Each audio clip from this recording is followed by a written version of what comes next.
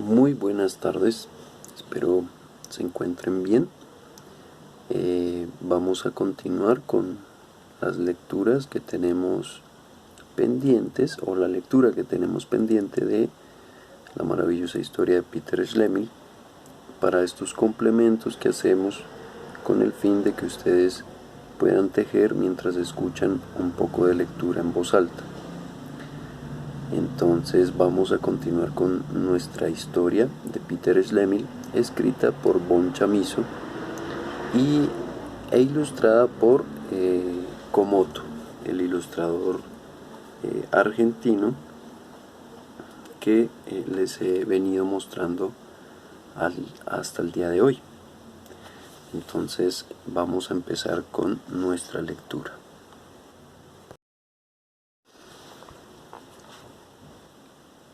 En mi relato debo narrar brevemente los hechos de una época en la que me gustaría, detenerme, si mi recuerdo fuera capaz de evocar su vivo espíritu. Pero el color que la animaba y que podría resucitarla ha empalidecido en mí, y cuando trato de reencontrar en mi alma lo que entonces la exaltaba tan vigorosamente, los dolores y la dicha, el crédulo delirio, entonces golpeo en vano una roca de la que ya no brota el manantial, porque su Dios me ha abandonado. Qué diferente se aparece ahora aquel tiempo pasado. En aquel balneario yo debía representar un papel heroico, mal estudiado, y como un novato en el escenario, saliéndome de mi rol, me prendo de un par de ojos azules. Engañados por la comedia, los padres se afanan en concertar el negocio lo más pronto posible, y la ordinaria farsa termina en un escarnio. Y esto es todo, todo. Me parece insensato y necio, y al mismo tiempo espantoso, que pueda ver así lo que entonces me henchía el alma tan rica y grandiosamente. Mina, tal como llorabas entonces cuando te perdí, así lloro ahora por haberte perdido también en mí mismo. Soy ya tan viejo, oh triste razón, solo un latido de aquella época, un instante de aquella ilusión, pero no. Solitario en el océano desierto, en sus ondas amargas, y hace ya mucho desvanecidas las burbujas en el cáliz del hada de champán. Yo había mandado a Vendel por anticipado, con algunos sacos de oro, para que me preparara en la pequeña villa un alojamiento de acuerdo con mis necesidades.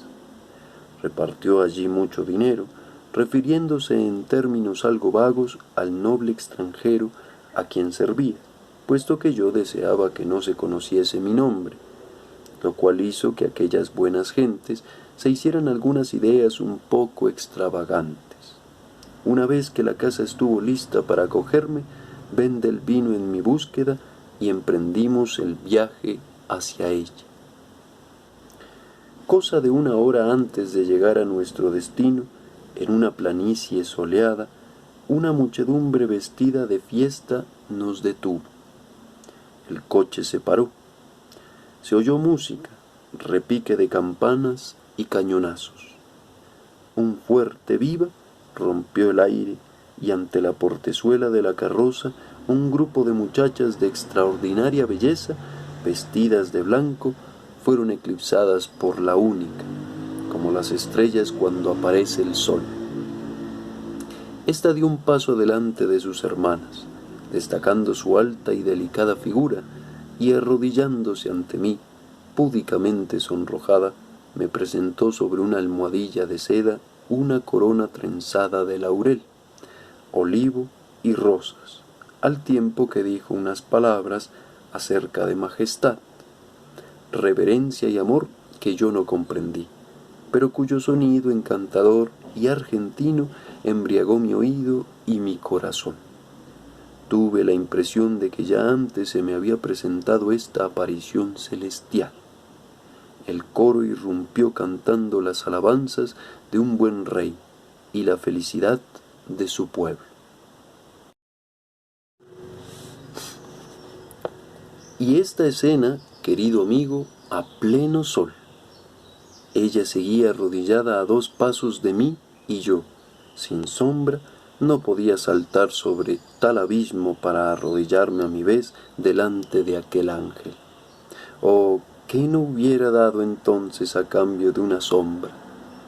Tuve que ocultar mi vergüenza, mi angustia y mi desesperación en el fondo de mi coche.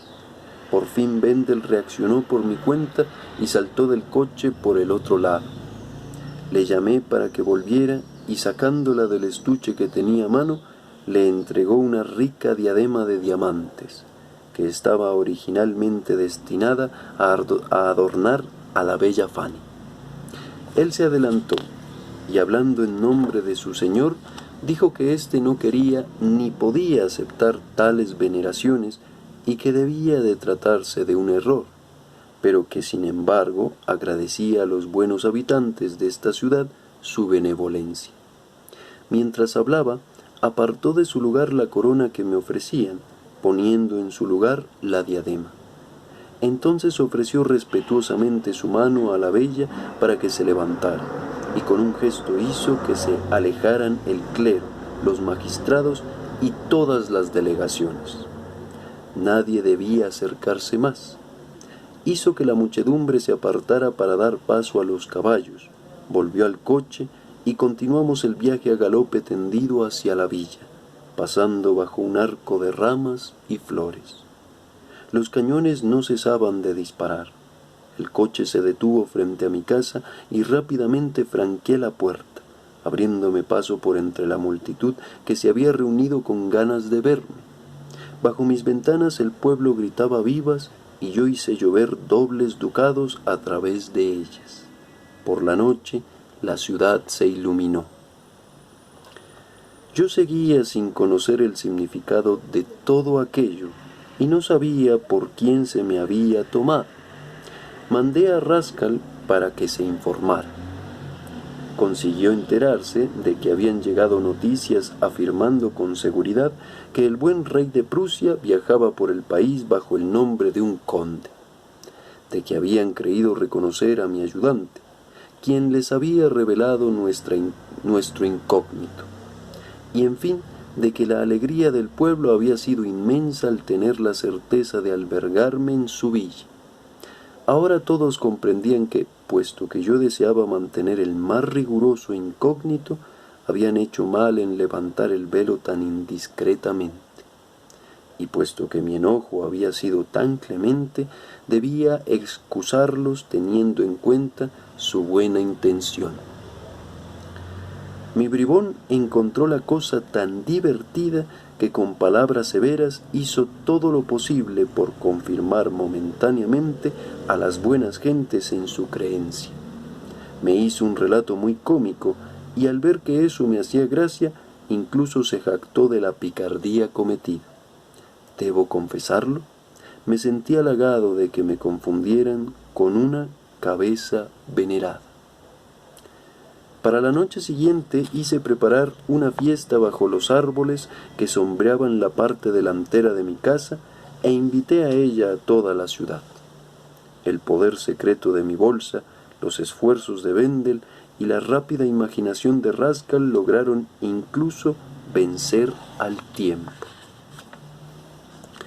Fue realmente asombroso cómo se arregló todo, tan rica y bellamente, en tan pocas horas. Qué suntuosidad y profusión surgieron entonces.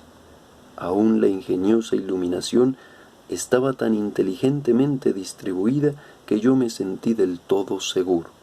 Nada había sido descuidado y debí felicitar a mis servidores. Bueno, aquí les muestro la imagen donde se ve la ciudad por donde está Peter Schlemihl paseando sin sombra. Ustedes pueden ver pues lo bello de esta ilustración. Aquí están las personas, por aquí otras con sus sombras, todos disfrutando del bien social y común, mientras que Peter Schlemihl en tinta roja aparece en el centro y no proyecta sombra. muy bella esta imagen. Espero les guste y continuemos con la lectura. Al anochecer llegaron los huéspedes y me fueron presentados. Ya no se mencionaba lo de majestad, pero con profunda devoción y sumisión todos me llamaban señor conde. ¿Qué podía hacer yo? Me conformé con lo de conde y desde entonces seguí siendo el conde Peter. En medio del festivo tumulto, mi alma deseaba solo a la única. Llegó, tarde, y era la encarnación de la corona que llevaba. Venía virtuosamente detrás de sus padres y aparentaba ignorar que era la más hermosa de todas. Me fueron presentados el señor inspector forestal, su esposa y su hija. Supe manifestar a los viejos muchos cumplidos amables, pero ante la hija, en cambio, me quedé como un muchacho a quien se ha reprimido, incapaz de balbucear una sola palabra. Finalmente, tartamudeando, le pedí que honrase la fiesta ocupando el lugar que correspondía a la enseña que la adornaba.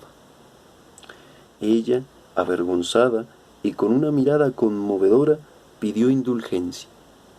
Pero más avergonzado que ella misma, yo, como su primer súbdito, le hice una reverencia con profunda devoción. Y este gesto del conde fue para todos los invitados una orden que se apresuraron a obedecer con alegría. La majestad, la inocencia y la gracia, en armonía con la belleza, dominaron una fiesta feliz. Los satisfechos padres de Mina se sentían realzados por los honores tributados a su hija.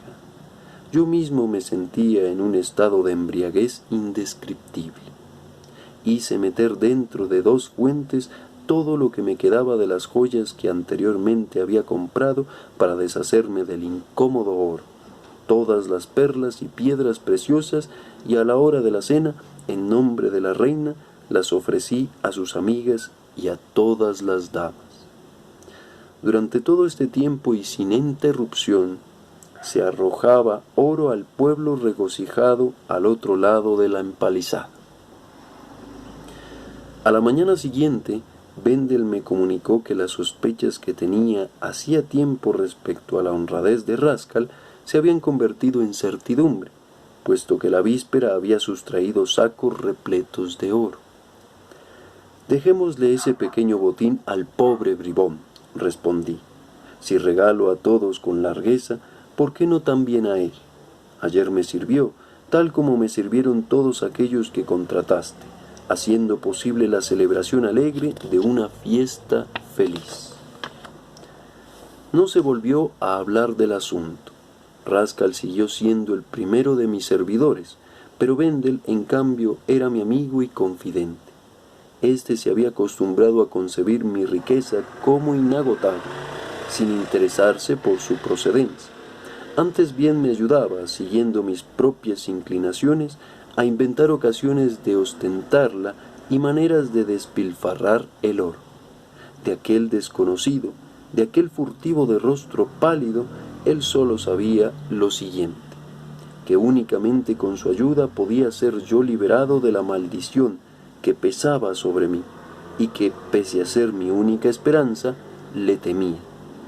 Por lo demás, sabía que yo estaba convencido de que el desconocido sabría encontrarme en cualquier parte, así como yo a él en ninguna, y que por lo tanto yo había cesado de buscarle vanamente, en espera del día prometido.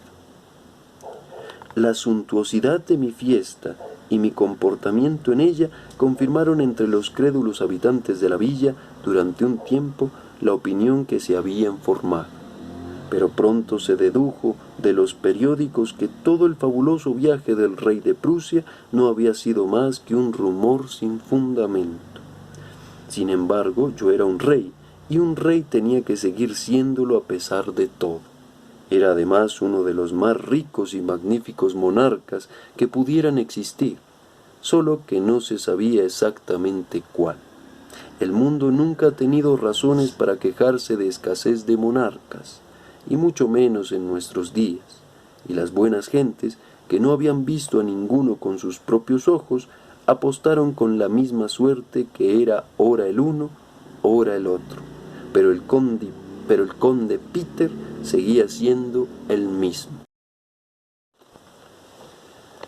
Entre los huéspedes del balneario apareció un día un comerciante que había hecho bancarrota intentando enriquecerse.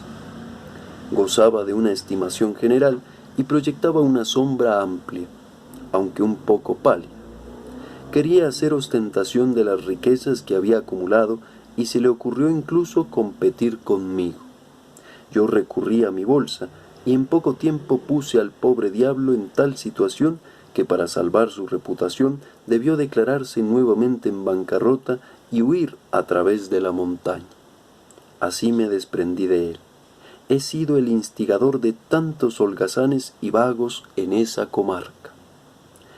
A pesar de la magnificencia y prodigalidad regias con las que hacía que todo se me sometiera, yo vivía recluido en mi casa y muy sencillamente. Había tomado como norma la mayor previsión y nadie, bajo ningún pretexto, podía penetrar en mis habitaciones privadas, excepto Vendel. Mientras brillaba el sol permanecía encerrado en ellas, con él, y entonces se decía: el conde trabaja en su despacho. Estos trabajos estaban en relación con los numerosos mensajeros que yo mandaba o recibía por cualquier necedad. Solo durante las noches, bajo mis árboles o en mi sala, rica e ingeniosamente iluminada según las instrucciones de Vendel, recibía visitas. Y cuando salía, Vendel debía vigilarme constantemente con los ojos de Argos. Mis paseos me llevaban exclusivamente al jardín del inspector forestal, atraído por la única, pues el centro de mi vida era mi amor. Oh, mi querido chamizo, quiero creer que no hayas olvidado todavía lo que es el amor. Te dejo, pues, imaginar muchas cosas. Mina era verdaderamente una niña digna de ser amada, buena y piadosa. Yo había cautivado toda su imaginación y en su modestia no se explicaba cómo había merecido siquiera mi mirada. Retribuía mi amor con amor, poniendo en ello el apasionamiento juvenil de un corazón inocente. Amaba como mujer, sacrificándose totalmente y sin pensar en sí misma, entregada al que era todo, toda su vida y sin cuidarse siquiera de la perspectiva de su propia ruina. Es decir, amaba de veras. Y en cuanto a mí, cuántas horribles horas, horribles y sin embargo dignas de recordar, he pasado llorando en el pecho de Vendel, después de volver de mi inconsciente embriaguez y contemplarme a mí mismo, sin sombra, dañando a aquel ángel con pérfido egoísmo, apoderándome de su alma pura con engaños. Unas veces decidía confesarme ante ella, otras apartarme y huir, pero por fin me ponía a llorar y concertaba con Vendel la forma de visitarla por la noche en el jardín del inspector forestal. En otros momentos me hacía grandes ilusiones respecto a la próxima visita del desconocido de gris, y cuando mi fe en ella se desvanecía volvía a echarme a llorar. Había calculado el día exacto en que debía volver a ver el terrible individuo, pues había dicho: dentro de 1 año y 1 día, y yo confiaba en sus palabras. Los padres eran unos viejos, buenos y honorables que querían mucho a su única hija. Nuestra relación los cogió de sorpresa, cuando era ya un hecho consumado, y no supieron qué hacer. Ni siquiera habían llegado a soñar que el conde Peter pudiera pensar en su hija. Ahora incluso la amaba y era amado por ella. La madre era lo suficientemente vanidosa como para imaginarse la posibilidad de una boda y trabajar en su favor, pero el sentido común del viejo no daba lugar a tan desmesuradas ilusiones. Ambos estaban convencidos de la pureza de mi amor y no podían hacer nada más que rezar por su hija. Tengo a mano una carta de Mina que data de aquel tiempo. Sí, esta es su letra. Te la voy a copiar. Y aquí vemos otra ilustración de Komoto que presiento que es Mina, de la que están hablando, y cuya belleza, pues, Peter la describe a su amigo Chamizo, que a su vez es el escritor de esta historia. Es como si él se hubiera escrito a sí mismo este pequeño relato para acordarse ya de anciano, pues de su propia historia. Aquí la muestro y continuemos con la lectura.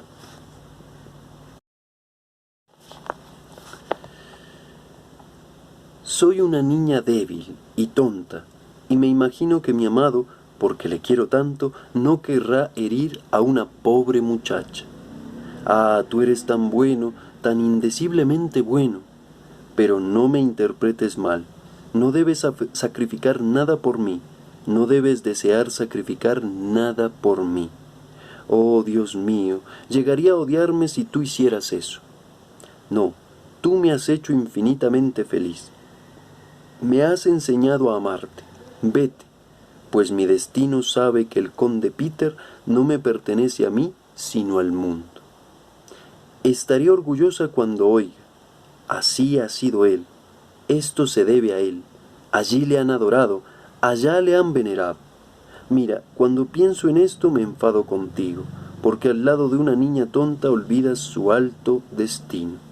Vete, porque de otro modo tal pensamiento va a hacerme infeliz, a mí, que gracias a ti soy tan feliz, tan dichosa.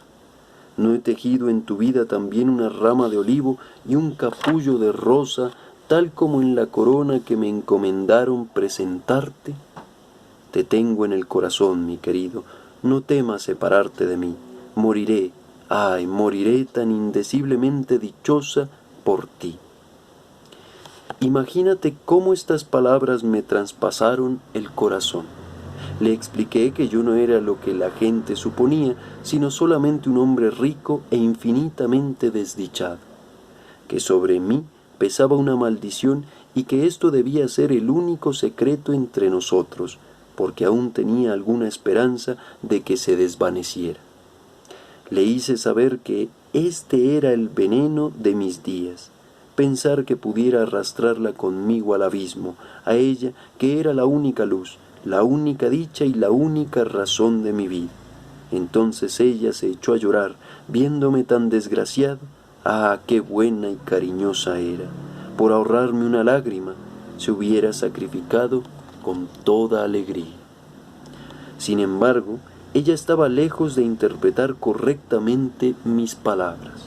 Sospechaba que yo era algún príncipe perseguido o algún alto personaje desterrado, y su imaginación se afanaba en mostrarle al amado en heroicas imágenes. Una vez le dije, Mina, el último día del mes próximo puede ser decisivo para cambiar mi destino. Si nada cambia, debo morir, porque no quiero hacerte infeliz. Llorando, ella ocultó su cabeza en mi pecho. Si tu destino cambia, hazme saber que eres feliz. Yo no tengo ninguna pretensión. Si eres desgraciado, hazme compartir tu desdicha para ayudarte a soportarla. Niña, niña, retira estas palabras prontas e imprudentes que han escapado de tus labios. ¿Acaso conoces mi desgracia, esta maldición? ¿La conoces? ¿Sabes quién es tu amado y lo que ha? ¿No ves que me esfuerzo y que te oculto un secreto? Ella se echó a mis pies, sollozando, y con juramento repitió su ruego. A todo esto entró el inspector forestal, y yo le expliqué que mi intención era pedirle la mano de su hija el primer día del mes siguiente, y que la fijación de esa fecha se debía a que entre tanto podría ocurrir acontecimientos decisivos para mi destino, pero que mi amor hacia su hija era inalterable. El buen hombre se asustó bastante al oír tales palabras de boca del conde Peter. Me echó los brazos al cuello, pero enseguida se mostró avergonzado por haber olvidado las conveniencias. Entonces se le ocurrió manifiestamente sus dudas. Hizo diversas consideraciones y averiguaciones. Habló de la dote, de la seguridad y del futuro de su hija querida. Yo le agradecí el haberme hecho presente todo esto, Le dije que tenía el deseo de asentarme en aquella región, donde al parecer era estimado para llevar una vida sin preocupaciones. Le pedí que comprara a nombre de su hija y a cuenta mía las mejores fincas que estuviesen en venta en los alrededores, pues este era el mejor favor que un padre podía hacer a un enamorado. Este encargo le significó bastante trabajo, pues en cada lugar ya se le había adelantado un extranjero, y solo logró comprar por aproximadamente 1.000.000. Bueno, por hoy vamos a dejar en este punto la lectura. Ya se hizo de noche. Espero les haya gustado el rato que pasamos con este pequeño capítulo de Peter Schlemihl, donde nos muestra bueno, cómo es su vida en la ciudad, en la gran ciudad, ya radicado como conde. Realiza y prepara una fiesta donde hay muchos invitados y donde la organización de su propia vivienda pues le permite mostrarse en la noche ante sus comensales sin ser detectado o digamos cachado en que no tiene sombra. Conoce a Mina, se enamora, se va a casar con ella y bueno, todas estas peripecias lo irán llevando a su destino. Entonces continuaremos en la próxima sesión. Muchas gracias por escuchar la pequeña lectura y que hayan trabajado en sus tejidos. No se olviden de llenarme el registro que siempre dejo adjunto a estos videos en el grupo. Y muy buena noche para todos, cuídense y que pasen un buen fin de semana. Hasta luego.